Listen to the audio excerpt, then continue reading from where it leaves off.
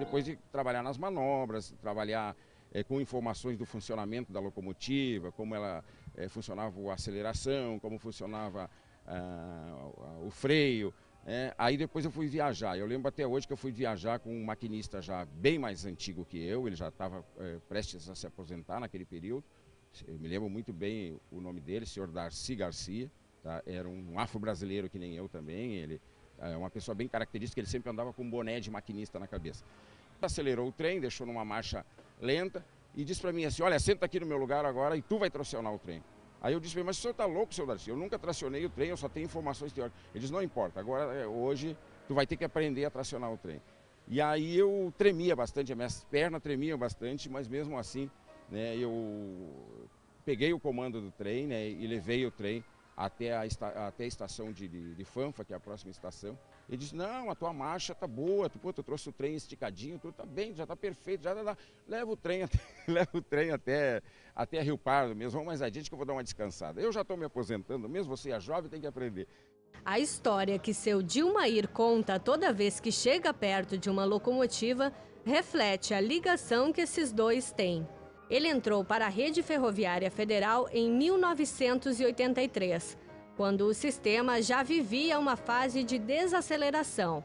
Mas ser maquinista ainda era um trabalho vantajoso que rendia financeiramente e permitia o diálogo com várias culturas. Foi uma história de vida, um aprendizado muito grande para mim, porque a convivência, né, nós trabalhávamos sempre de dupla de maquinista e a nossa convivência ela não era uma convivência assim muito, como dizer assim, não tinha muita rotina. Por quê? Porque cada viagem, cada manobra, a gente trabalhava com um colega diferente. Ele tracionava locomotivas a diesel como esta, com foco no transporte de grãos e combustíveis, e chegou a puxar 80 vagões. Ele viveu os anos antes da rede ferroviária ser privatizada. Dilmair viajava pelo país sempre com os olhos atentos e enfrentava uma rotina solitária. Apenas 2 pessoas guiavam a locomotiva pelas vias afora.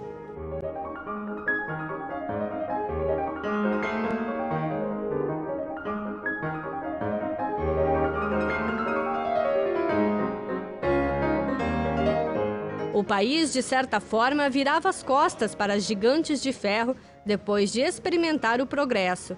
E, por outro lado, vivia situações frustrantes, como a construção da ferrovia Norte-Sul, que cruzaria o país. O trecho começou a ser construído em 1987 e não foi concluído até hoje. Hoje, as gigantes locomotivas já não são as mesmas e parte da história delas está guardada em museus como este. Aqui dá para se ter noção de como eram e como funcionavam aquelas que já foram um dos principais meios de transporte do país. Nas grandes cidades, o transporte férreo de pessoas hoje é feito por modernos trens urbanos. O que sobrou das vias antigas é usado para transporte de grãos e tecnologia. Os gigantescos e lentos trens cargueiros ainda são uma boa opção quando o assunto é o custo do transporte. Ela faz uma complementação dos modais de transporte rodoviário e hidroviário, né? Então, para conseguir atender a logística de transportes do Estado, a ferrovia tem um papel fundamental, né, para conseguir fazer com que o Estado escoe a produção dele. A Malha Sul, de concessão privada, é considerada uma das mais eficientes do país e ainda opera sobre os mesmos trilhos construídos no século XIX. O foco é o transporte de cargas. Nos pouco mais de 3.000 quilômetros, são transportados 500 vagões por dia. A gente pode pensar no transporte metroviário, que é a nossa nova modalidade, vamos dizer assim, do transporte coletivo, né?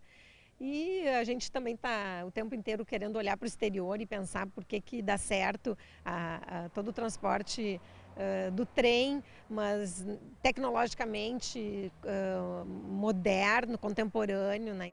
O progresso ainda desliza pelos trilhos, mesmo com as modernidades impostas pelo tempo.